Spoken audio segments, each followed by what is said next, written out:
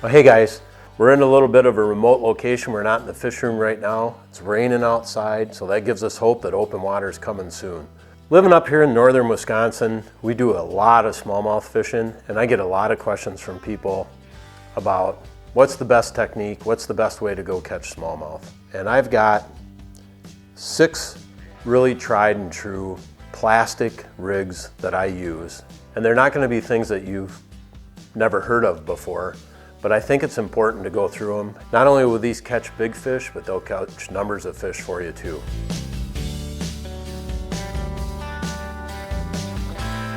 We're going to go through the Ned Rig, we're going to go through the drop shot, a tube rig that I like, Wacky Rig, weighted and unweighted. We're going to talk about a cool little bait from Zman and a special bullet weight that they have that I have started experimenting with last year, and I've had a ton of success on it. I want to show you guys that, and then we're going to show you the way I do the Neko rig.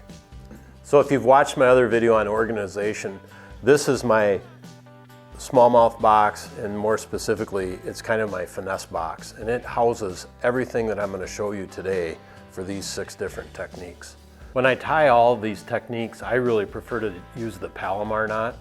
I can tie it consistently, I can tie it in the wind, I can tie it when my hands are cold.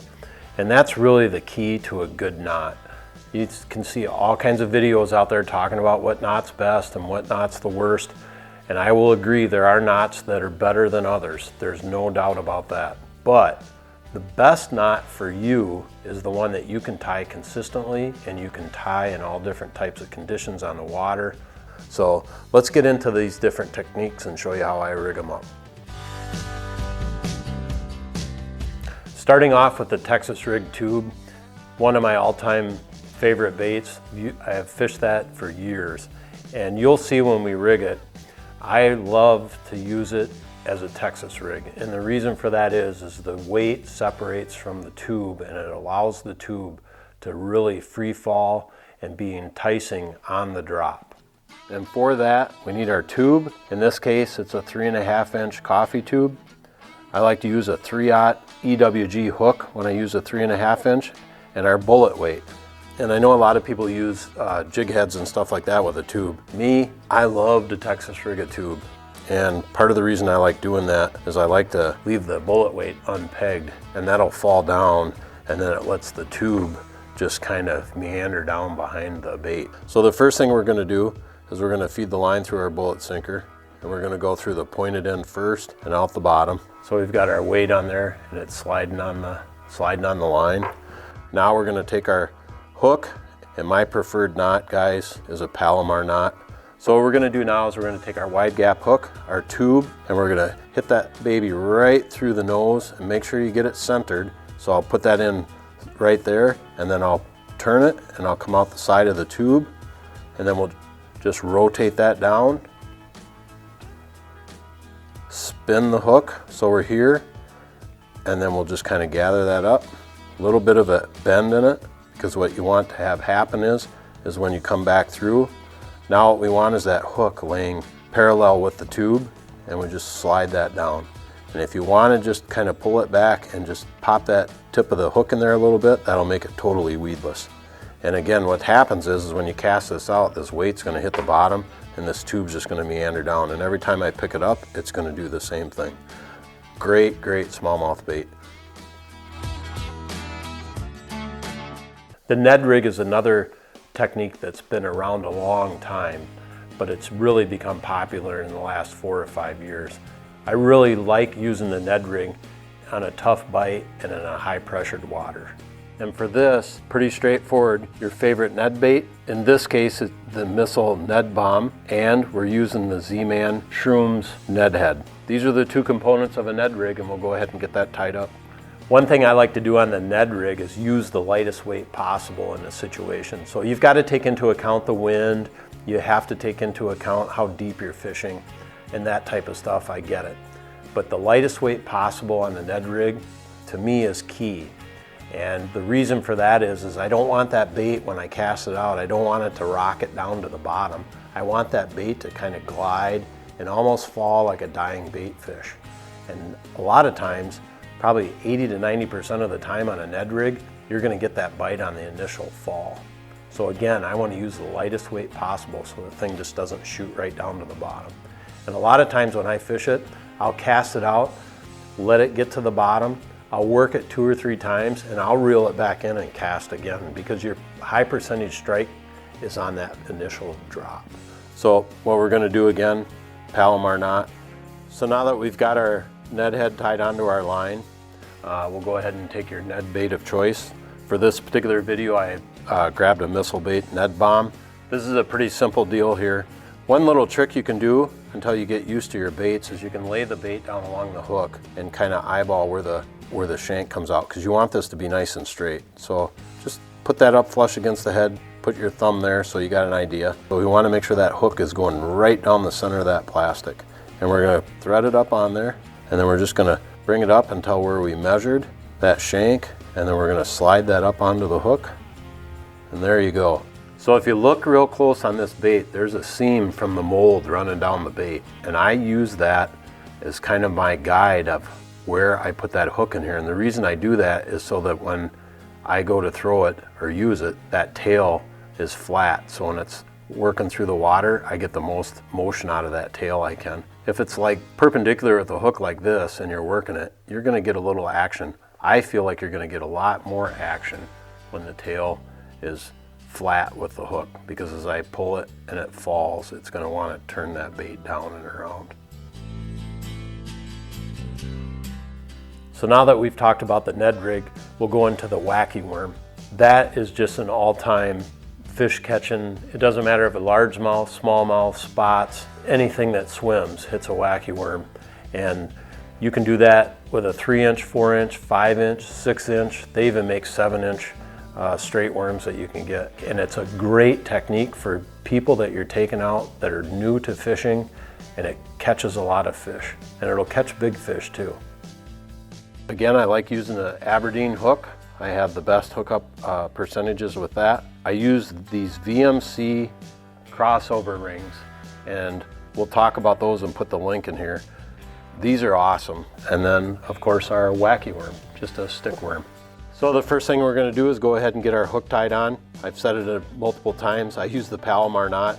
So now that we got our hook tied on, we're going to set that aside, and we're going to take our worm and our VMC crossover ring. And there's a special tool for that VMC makes. It's the crossover plier tool, and we're going to use those to put our crossover ring on our worm. So you can see there's a point to it, so we're just going to take our ring, we're going to put that onto the crossover pliers. So you should be able to see that ring stretched. It opens it up so I can get my worm through there. You want to try to get that hook placement in the center of that worm as close as possible, because the idea of that is to get that worm to shimmy down. And if it's one side or the other, that weight's going to use a keel, and it's going to want to go one way. If you have it in the middle, the weight of that hook is not really going to influence how that worm falls, and it's just going to shimmy down. And so you want to make sure that's in the middle. On a lot of worms, that middle will be the back side of the egg sac, or that little smooth spot on the worm is pretty darn close to the middle of that worm. So we've got the crossover ring on the worm. So this is the head of the worm, and the back side of that egg sac is going to put that almost dead center. But you can see it has a little bridge on it with a hole that goes through perpendicular to the worm, and there's another hole that's parallel to the worm. So now that we have our crossover ring on, we're going to take that hole that's in that little bridge I just showed you, and we're going to go through the one that's perpendicular to the worm and bring that through that hole. And that's it, guys. That's a Wacky rig. Now, the cool thing about this VMC crossover ring that I really like versus the other ones is you want your hook to be perpendicular to the worm for hookup. And what happens on those other rings, you put the hook through there and it's parallel with the worm, you just don't get as many hookups. When this is in the water, fish will come up and hit this, and he's going to get that top of that hook in the roof of his mouth, and that worm gets out of the way. I'm going to re-rig this, and I'm going to show you why you don't want that worm and hook parallel to each other.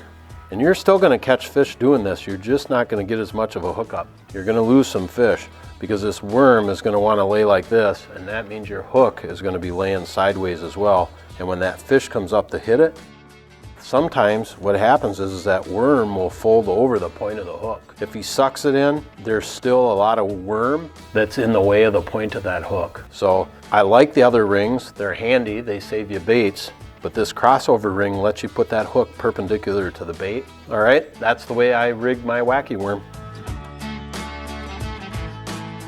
Another technique that's been fairly new onto the scene as far as popularity is the Neko rig.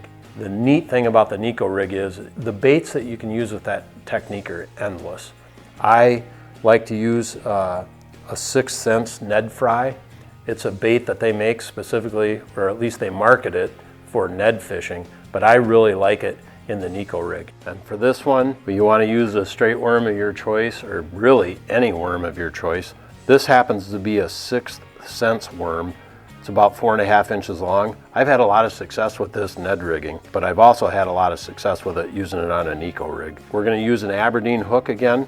This time we're going to use one with little weed guards on it. I like to use that on a Neko rig. It makes this thing virtually snagless. We're going to use that VMC ring again. The last time we used a 6mm. This time we're going to use a 7mm because this worm's a little bit bigger in diameter. And then we have our nail weight. And that's the key to a Neko rig. So the first thing we're going to do is we're going to take our VMC crossover pliers and we're going to go ahead and put our crossover ring onto the worm. Give them a squeeze and that'll spread that ring, and then we're going to take our worm and drop that through the ring. The key to that technique is your hook placement needs to be close to the head of the worm or to the weighted end of the plastics that you're using. And the reason for that is you want a lot of that bait up above the hook so that when you pull, you get a lot of action up top. And you can experiment with that. You can move your band or your hook point up and down on that worm. The lower you go, the more action you're gonna get, and a lot of times the more the worm's gonna lay over, if you will, down on the bottom. The more to the middle you go, the more action you're gonna get and the more upright that worm is gonna stay when you pull it. Next thing we're going to do is we're going to take our nail weight, and you can get these anywhere from a 1/16 of an ounce, I believe, all the way up to a 1/4 of an ounce. Just like the Ned rig, I'd like to try to use as light a weight as I possibly can get away with on this particular rig because I want it to shimmy down to the bottom. I don't want it to always go down like a bullet down to the bottom. We're going to take that pointed end, and what we're going to do is insert that right in the center the best we can, and we're just going to go ahead and push that in there. Now, a little tip for you. If you're fishing in rocks, sometimes you want to leave a little bit of that weight out because what that'll do is as that hits the rocks, it's going to make a little bit of a clanking sound under the water. Keep in mind, if you do that with that exposed, you're going to have a greater risk of losing your nail weights. So if I'm not in rocks, I'll take that nail weight and I'll push that all the way up into the plastic so I can't even see it. So here's the key on this. We have our bait rigged and ready to go. So we're going to take our hook and we're going to use that crossover ring. And if you remember, I showed you there was a hole that runs parallel to the worm. That's the one we're going to use for this. And we're going to take that and we're going to run the point through that crossover ring towards the tail of the hook. And we're going to go ahead and run that through and bring it around. And the reason we bring it towards the tail is because that weight's going to be on the bottom and we want that hook point up. If you've picked up on a theme on every one of these baits, we always want that hook point up. This is a bait where you'll get a lot of bites on the drop, but you'll also get a lot of them just working this really slow across the bottom. And again, another technique that's fairly new to the scene is the drop shot. And when I say fairly soon, keep in mind, I'm 55 years old, so I didn't grow up with the drop shot. So to me, it's fairly new. You can use that in a number of different ways. It really hit the scene with using it for smallmouth fishing and spot fishing. Guys are using it now with creature baits and all types of different plastics and thick weeds and stuff like that. What we're going to talk about today is primarily for fishing for smallmouth and spots. What you need for this one is obviously your drop shot, your bait, and then your hook. And you'll notice this hook, this is what I have the best luck with, are these Aberdeen hooks. And then the other thing that's very important, I want that eye to be up and down, going through the water like this with the hook pointing up. So on this one, I'm going to use the Palomar knot, and it's kind of essential in my mind that you use the Palomar knot. There's a lot of experimenting you can do with that. You can have all kinds of different leader lengths depending on where those fish are positioned in the water column. So that's one you're going to have to experiment with a little bit. If you put that drop shot and you put a 1.5 foot leader on it and you're not getting bit, don't give up on it. Experiment. Make it shorter, make it longer, use different baits. You know, I swear by on the drop shotting a shad-shaped worm by Yamamoto, and now Z-Man makes a similar shaped bait. But I'm telling you, there's days where I really do well taking a 3-inch Cinco and wacky rigging that on a drop shot. So don't be scared to try different lengths, and don't be scared to try different baits. Don't let people like me influence you that you can only use these 3 or 4 baits on a drop shot. Experiment, experiment, experiment. So the first thing we're going to do is we're going to take our line and we're going to come from the bottom of the hook and go through the eye. All right. And now what I'm going to do, I usually pull out probably about a 2-foot leader. So now I've got a Palomar knot. What I'm going to do with that tag line is I'm going to take the end of it, I'm going to hold the hook so the hook point is up, and I'm going to drop that tag line back through the eye and bring it through. That does nothing to strengthen the knot, but what that does now, what you're going to see is when I have my weight on there, it's going to hold that hook point up. If you look on the drop shot weight, what you do is you just pass the line through the big part of that eye, and then you grab both pieces of line and you just pull. You can see how that line has gone all the way to the top of that eye, and that pinches the line a little bit and keeps that weight on there. So the last thing we need to do is take our bait, and what we're going to do is we're just going to nose hook that on. So we want to put it as close to the tip as possible.